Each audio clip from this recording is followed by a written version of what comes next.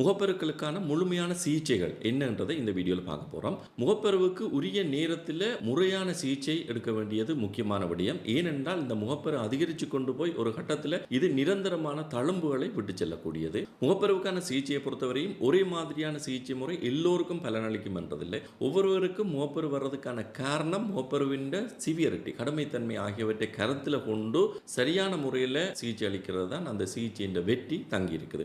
ஆகவே நாங்கள் இந்த வீடியோவில் முகப்பருக்களின் கடுமைத்தன்மையின் அடிப்படையிலும் அதை ஏற்படுறதுக்கான காரணங்களின் அடிப்படையிலும் அதற்கான சிகிச்சை முறைகள் என்னென்னன்றதை பார்க்க போகிறோம். அதோடு இந்த வீடியோவின் இறுதியில் நாங்கள் ஒரு சாதாரண ஸ்கின் கேர் ரூட்டின், அதாவது முகப்பரு உடைய ஒருவர் ஒவ்வொரு நாளும் கடைபிடிக்க வேண்டிய சரும ஆரோக்கிய செயல்முறைகள் என்னன்றதையும் நாங்கள் இதில் தெளிவாக பார்க்க போகிறோம். இதில் முதலாவதாக இந்த டீனேஜ் வயது என்று சொல்லப்படுகின்ற 10 தொடக்கம் 19 வயதுக்கு இடைப்பட்டு வருகிற இந்த முகப்பருக்களை பற்றி நாங்கள் பார்ப்போம். அது முக்கியமாக அவர்கள் அந்த ஆண்ட்ரோஜன் என்ற ஹோமோன் அதிகரிக்கிறதால இந்த எண்ணெய் சுரக்கின்ற சுரப்பிகளின் அளவு பெருத்து அதிலிருந்து அதிகளவான எண்ணெய் சுரக்கிறதன் மூலமாக அந்த சுரக்கப்படுகின்ற எண்ணெயுடன் இந்த தோலின் நிறந்த கலங்கள் சேர்ந்து அந்த எண்ணெய் வெளியேறும் பகுதிகள் அடைத்துக் கொள்வதாலேயும் அதில் பாக்டீரியா கிருமி தாக்கங்கள் ஏற்படுவதாலேயும் தான் இந்த முகப்பருக்கள் உருவாகுது. முகப்பருக்களை அதனுடைய கடுமைத்தன்மையின் அடிப்படையில் பாகுபடுத்தினால் முதலாவது அழற்சி நிலை இல்லாத முகப்பருக்கள், மற்றது அழற்சி நிலைக்குரிய முகப்பருக்கள். அழற்சி நிலைக்குரிய முகப்பருக்கள் எடுத்தால் அது மைல்டானது, மொடரேட்டானது, சிவியரானது, கடுமையானது என்று சொல்லுவோம். இந்த அழற்சி நிலை இல்லாத முகப்பருக்கள் தான் முகப்பருக்களின்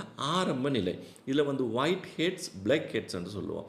ஒயிட் ஹெட் என்றது இந்த எண்ணெய் சுரப்பு வருகிற அந்த பகுதிகளில் வெண்ணிறமாக கொழுப்பு மாதிரியாக வரும். இதனோட வழி தொடுகடையும் போது அது கருப்பு நிறமாக மாறும். அதை பிளாக் ஹெட்ஸ் என்று வருகிறது. இந்த ஒயிட் ஹெட்ஸ், பிளாக் ஹெட்ஸ் இருக்கிறது கொமிடோனல் அக்னி என்ற ஆரம்ப நிலையாக இருக்கும். இந்த நிலையில் என்ன வகையான சிகிச்சை என்று பார்த்தால் இதில் அடஃபெலின், ரெட்டினோயின் ஆகிய மருந்துகள் இங்கே பாவிக்கப்படும். சில வேளைகளில் பென்சைல் பெராக்சைடு 2.5% 5% பாவிக்க வேண்டி ஏற்படலாம். இதில் அடுத்ததாக அழற்சி நிலைக்குரிய முகப்பருக்கள், அதில் அழற்சி நிலை குறைவான முகப்பருக்கள் என்று பார்ப்போம். மைல்டு இன்ஃப்ளமேட்டரி அக்னி என்று நாங்கள் சொல்லுவோம். இதில் பப்பியூல்ஸ், பெஸ்டியூல்ஸ், அதாவது சிவந்த பருக்களும் சீழ்கொண்ட பருக்களும் இருக்கும். இதற்கான சிகிச்சையை பொறுத்தவரையும் பென்சைல் பெராக்சைடு 2.5% 5% பாவிக்கலாம். அதோடு ரெட்டினாய்ட்ஸ் வகையான கிரீம் பாவிக்க வேண்டி வரும். இதோடு சேர்ந்ததாக கிளிண்டாமைசின் ஜெல் ஓ கிரீம், அதாவது ஆன்டிபயோட்டிக் கிரீம் ஒன்றும் எடுக்க வேண்டி வரும். இப்போவும் ஆன்டிபயோட்டிக் கிரீமை நாங்கள் தனியாக எடுக்கக்கூடாது, மெட்ட கிரீம்ஸோட கம்பைனாகத்தான் பாவிக்க வேண்டும். தனியாக பாவிச்சால் அந்த கிருமிகளுக்கு எதிர்ப்பு சக்தி வர்றதுக்கான வாய்ப்புகள் இதில் அதிகமாக இருக்கும். இதில் அடுத்ததாக இந்த அழற்சி நிலை இன்னும் அதிகமாக இருக்கக்கூடிய முகப்பருக்கள், அதாவது மொடரேட் இன்ஃப்ளமேட்டரி அக்னி என்று சொல்லுவோம். இல்லை இந்த முகத்தில் பருக்கள் சற்று பெரிதாக இருக்கும், அழற்சி நிலை சிவப்பு கூடவாக இருக்கும், பஸ் அதாவது அங்கே சீழ் பிடிக்கிற தன்மையும் அதிகமாக இருக்கும். அதோட இந்த பருக்கள் மார்பு பகுதியில், முதுகு பகுதியிலையும் வர்றதாக இருக்கலாம். இதற்கான சிகிச்சை முறைகளை பொறுத்தவரையும் பென்சைல் பெராக்சைடு கிரீம், அதோட ரெட்டினாய்ட் கிரீம், இதுல முக்கியமாக ஓரல் ஆன்டிபயோட்டிக்ஸ், அதாவது வாய் வழியாக எடுக்கிற இந்த நுண்ணுயிர்கொல்லி மாத்திரைகள், அதில் டாக்ஸிசைக்ளின் எனப்படுகின்ற மாத்திரை எடுக்க வேணும். இது குறைந்தது 8 தொடக்கம் 12 கிழமைகள் தொடர்ச்சியாக எடுக்கப்பட வேண்டும் என்றுதான் இங்க முக்கியமான விடயம். இதில் அடுத்ததாக அதிக கடுமைத்தன்மையுடைய பருக்கள், இங்க சிஸ்டிக் அண்ட் நொடியுலர் லீஷன்ஸ் சொல்லுவோம். அதாவது கட்டிகளாக இருக்கும். இந்த கட்டிகள் கொஞ்சம் மேலோட்டமான கட்டிகளாக இருக்கலாம், அல்லது ஆழமான கட்டிகளாக, அங்கே சீழ்பிடித்த கட்டிகளாக கூட இருக்கலாம். ஸோ இந்த நிலையில் நீங்கள் கட்டாயமாக தோல் சிகிச்சை நிபுணரிடம் காட்டித்தான் சிகிச்சை பெற்றுக்கொள்ள வேண்டும். இதுவரையும் நாங்கள் பார்த்தது சாதாரண முகப்பருக்கள் என்ற வகையில் வரக்கூடியது. முக்கியமாக இந்த முகப்பரு வார வயது என்று சொல்லுவோம். இந்த டீனேஜ் வயது, ஒரு 10 தொடக்கம் 20-25 வயதுக்குள்ளே உள்ளாக்களுக்கு வரக்கூடிய முகப்பருக்கள் சம்பந்தமாக இதில் பார்த்தனாங்க. இதைவிட வேறு சில முக்கியமான காரணங்களால் வரக்கூடிய முகப்பருக்களுக்கு எப்படி சிகிச்சை அளிக்கிறது என்று பார்ப்போம். அதில் முதலாவதாக ஹோமோனல் சேஞ்சஸ், அதில் PCOS, பெண்களில் பொலிசிஸ்டிக் ஓவேரியன் சிண்ட்ரோம் என்று சொல்லுவோம். அந்த நிலையில் வரக்கூடிய முகப்பருக்கள் முக்கியமாக இந்த தாடை பகுதி, கழுத்து பகுதிகள் தான் அதிகமாக வரும். இதோடு அவர்களுக்கு வெவ்வேறு அறிகுறிகளும் இருக்கும். நீங்கள் ஏற்கனவே சொன்ன அந்த வீடியோவில் இதை பற்றி தெளிவாக பார்த்துக்கொள்ளலாம். இவர்களுக்கு சாதாரணமான இந்த ஏற்கனவே சொன்ன முகப்பரு சிகிச்சைகளை ஆரம்பித்துக் கொள்றதோட அவர்களுக்கு ஹோமோன் சார்ந்த சிகிச்சைகளும் வழங்க வேண்டி ஏற்படலாம். முக்கியமாக இந்த OCP என்று சொல்லுவோம், ஓரல் கன்ட்ராசெப்டிவ் பில்ஸ் இருக்குது, அதை பாவிக்க வேண்டி வரலாம். அதை விட ஸ்பைரனோலாக்டோன் என்ற மாத்திரையும் பாவிக்க வேண்டி வரலாம். அதே நேரத்தில் அவர்கள் இந்த PCOS கட்டுப்பாட்டுக்குள்ள கொண்டு வரதுக்கான உடல் எடையை குறைக்கிறது, எக்ஸசைஸ் செய்கிறது, அப்படியான நடைமுறைகளை கடைபிடிக்க வேணும். இல்லாவிட்டால் என்ன நடக்கும், இந்த நாங்கள் சாதாரணமான முகப்பருவுக்கான சிகிச்சைகள் எடுத்துக்கொண்டிருக்கைக்குள்ள அது குறைவடைஞ்சு கொண்டு போகிறதாகவும் பிறகு அதை கைவிட்ட உடனே மீண்டும் மீண்டும் வர்றதாகவும் இருக்கலாம். இதில் அடுத்ததாக ஃபங்கல் அக்னி என்று சொல்லப்படுகின்ற சில வகை பூஞ்சைகளால் வரக்கூடிய முகப்பருக்களுக்கான சிகிச்சைகளை பற்றி பார்ப்போம். இந்த முகப்பருக்கள் எப்படி இருக்கும்னு சொன்னால் முக்கியமாக நெற்றி பகுதியில், பகுதியில், மார்பு பகுதியில், முதுகு பகுதியில் இருக்கும் அரிப்புத்தன்மையுடனான முகப்பருக்களாக இருக்கும். ஒரே அளவிலான பருக்களாக இருக்கும். இதில் சிலவள சீழ் பிடிக்கிற தன்மை குறைவாக இருக்கும். இதற்கான சிகிச்சைகளாக ஆன்டிஃபங்கல் ஃபேஸ் வாஷ், அதாவது இந்த பூஞ்சைகளை கொல்லக்கூடிய கீட்டகோனசோல், செலேனியம் சல்ஃபைட்டை கொண்ட இந்த ஃபேஸ் வாஷை பாவிக்கிறது, ஆன்டிஃபங்கல் கிரீம்ஸை பாவிக்கிறது. இதில் அடுத்ததாக ஸ்டீராய்டு அல்லது காஸ்மெட்டிக் அக்னி என்று சொல்லுவோம். அதாவது ஸ்டீராய்டு வகையான மாத்திரைகள் எடுத்துக்கொண்டிருக்கிறதாலேயோ அல்லது ஸ்டீராய்டு வகையான கிரீம்களை முகத்தில் பூசிக்கொள்றதால, சிலாக்கள் இந்த வைட்னிங் கிரீம்ஸ் இதுகளை முகத்தில் பூசிக்கொள்றதால எல்லாம் முகப்பருக்கள் வரலாம். இதை விட சில காஸ்மெட்டிக் ப்ராடக்ட்ஸ், அதாவது முகப்பூச்சிகளுக்கும் இந்த முகப்பருக்கள் வரலாம். அப்படியாக வந்தால் முதலில் அவற்றை பாவிப்பதை நிறுத்த வேணும். நிறுத்தி கொண்டு இந்த முகப்பருக்களுக்கான சிகிச்சையை எடுக்க வேணும். இந்த முகப்பருக்களுக்கான சிகிச்சையை பொறுத்தவரை முக்கியமான விடயம் என்னென்றால், இந்த முகப்பருக்களுக்கு வழங்கப்படுகின்ற இந்த மருந்து மாத்திரைகளை நீங்கள் சரியான முறையில் பாவிச்சு கொள்ள வேணும். சிலர் ஒரு நாள் 2 நாள் பாவிச்சு கொண்டு போய்க்குள்ள அந்த முகப்பருக்கள் அதிகரிக்கிற மாதிரியான தன்மை ஒன்று தெரியும். இந்த நிலையில் அவர்கள் அதை நிறுத்தி விடுவார்கள். ஆனால் சில வகையான இந்த முகப்பூச்சிகள், அதாவது சிகிச்சைக்காக வழங்கப்படுகின்ற இந்த கிரீம்களை பாவிக்கும் பொழுது ஆரம்பத்தில் அதிகரிப்பது போன்ற தோற்றம் ஒன்று உருவாகித்தான் பின்பு குறைவடைய ஆரம்பிக்கும். இதை நீங்கள் கட்டாயமாக கவனத்தில் கொள்ள வேணும்.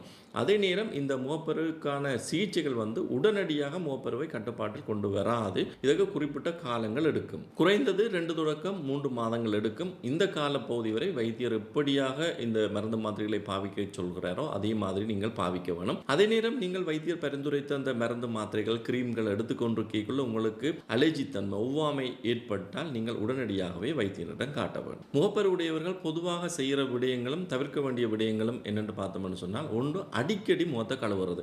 எண்ணெய் தன்மையாக முகம் இருக்கின்றதுக்காக அடிக்கடி முகத்தை கழுவி கொண்டே இருக்கிறதும், முகத்தை இரிட்டேட் பண்ணுறதும், சில இந்த ஸ்க்ரப்பிங் ஐட்டங்களை பாவிச்சு கடுமையாக முகத்தை தேய்த்து கொள்றதும் நல்லதல்ல. இது முகப்பருக்கள் உருவாகும் தன்மையை அதிகரிக்கிறதோட முகம் கருமையடைந்து கொண்டு போகிறதும், அந்த ஸ்கின் பேரியர் என்று சொல்லி அந்த தோலின் டெக்ஸ்சர் பாதிக்கப்பட்டு போகிற தன்மையும் ஏற்படலாம். இதை விட தேசிக்காயால் தேய்க்கிறது, டூத் பேஸ்ட்டை போடுறது, எண்ணெய் வகைகள் என்னத்தையும் பாவிக்கிறது, அதே மாதிரி கோமிடோஜெனிக் என்று சொல்லுவோம், அதாவது இந்த ஒயிட் ஹெட்ஸ், பிளாக் ஹெட்ஸ் அதிகரிக்கக்கூடிய பியூட்டி ப்ராடக்ட்ஸை பாவிக்கிறது, இது எல்லாத்தையும் தவிர்க்க வேணும். அதோட இந்த பருக்களை கிள்ளுறதை தவிர்த்து கொள்ள வேணும். முகப்பருக்களை கட்டுப்படுத்துறதுக்கு இந்த மருந்து மாத்திரைகள் மட்டும் போதுமா என்றால் இல்லை. உங்களுடைய லைஃப் ஸ்டைல், அன்றாட வாழ்க்கை முறை நடைமுறைகளையும் நீங்கள் ஆரோக்கியமான மாற்றங்களை செய்து கொள்ள வேணும். அந்த வகையில் போதிய அளவு நீர் அருந்திக் கொள்வது, போதிய அளவு தூக்கம், ஒரு 7-8 மணித்தியாலங்களாவது நீங்கள் தூங்க வேணும். ஸ்ட்ரெஸ் இருக்கக்கூடாது, மன அழுத்தங்களை நீங்கள் கட்டுப்படுத்திக் கொள்ள வேணும். அதே நேரம் பேலன்ஸான டயட் எடுக்கிறது, முக்கியமாக இந்த டீப் ஃப்ரைட் ஐட்டங்கள், அல்ட்ரா ப்ராசஸ்ட் உணவுகள் எல்லாத்தையும் தவிர்த்து கொண்டு மரக்கறி, காய்கறி வகைகளை அதிகமாக எடுக்கிற, பழங்களை எடுத்துக்கொள்வது, சீனியை உணவில் குறைத்துக் கொள்கிறது, எண்ணெய் தன்மையான உணவுகளை குறைத்துக் கொள்வது, இவற்றை நீங்கள் கடைபிடிக்க வேணும். இதோட ஒழுங்கான உடற்பயிற்சியும் முகப்பருக்களை கட்டுப்படுத்துறதுல நல்ல பலன் தரும். சரி, அடுத்ததாக இந்த முகப்பரு உடையவர்கள் ஒவ்வொரு நாளும் கடைபிடிக்க வேண்டிய சரும பராமரிப்பு நடைமுறைகள், ஸ்கின் கேர் ருட்டீன் என்னன்றதை பார்ப்போம். முதலாவது ஒரு மைல்டான கிளீன்சர் கொண்டு முகத்தை கழுவிக்கொள்ள வேணும். இது சோப் ஃப்ரீயா இருக்க வேணும். pH பேலன்ஸா இருக்கிறது நல்லது. அடுத்ததாக பென்சைல் பெராக்சைடு, இது 2.5% 5% வைத்தியர் பரிந்துரைத்ததின் படி அதை அப்ளை பண்ணணும், அல்லது வைத்தியர் பரிந்துரைத்த ஏதோ ஒரு மருந்தை அப்ளை பண்ணிக்கொள்ள வேணும். அதுக்கு அடுத்ததாக ஒரு மாய்ஸ்சரைசர். இந்த மாய்ஸ்சரைசர் நான் கோமிடோஜெனிக், ஆயில் ஃப்ரீ ஆக இருக்க வேணும். அடுத்ததாக சன்ஸ்கிரீன் அப்ளை பண்ணிக்கொள்ள வேணும். சன்ஸ்கிரீனை பற்றி ஏற்கனவே பல வீடியோக்கள் தெளிவாக போடப்பட்டிருக்குது. சன்ஸ்கிரீன் என்றால் என்ன, அதை நீங்கள் எப்படி தெரிவு செய்ய வேணும், உங்களுக்கு பொருத்தமான சன்ஸ்கிரீன் எப்படி தெரிவு செய்கிறது,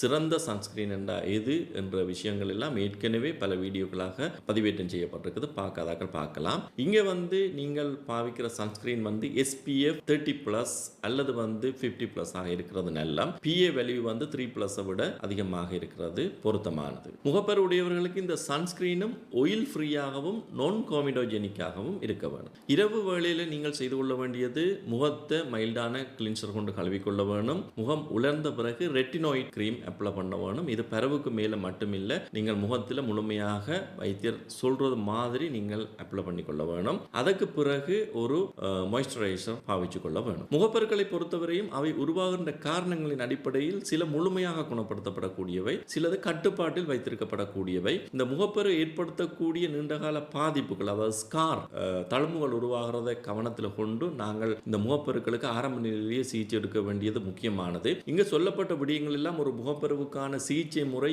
எப்படியாக மேற்கொள்ளப்படுகிறது என்பதற்கான சரியான தெளிவுபடுத்தலை அன்றி நீங்களாகவே உங்களுடைய முகப்பருவின் தன்மை தெரியாமல் அதனுடைய கடுமைத்தன்மை எந்தளவாக இருக்கிறது, அதை ஏற்படுவதற்கான காரணங்கள் எப்படியாக இருக்கிறது என்பது முழுமையாக தெரியாமல் இந்த சிகிச்சை முறைகளை ஆரம்பிப்பது பொருத்தமற்றது.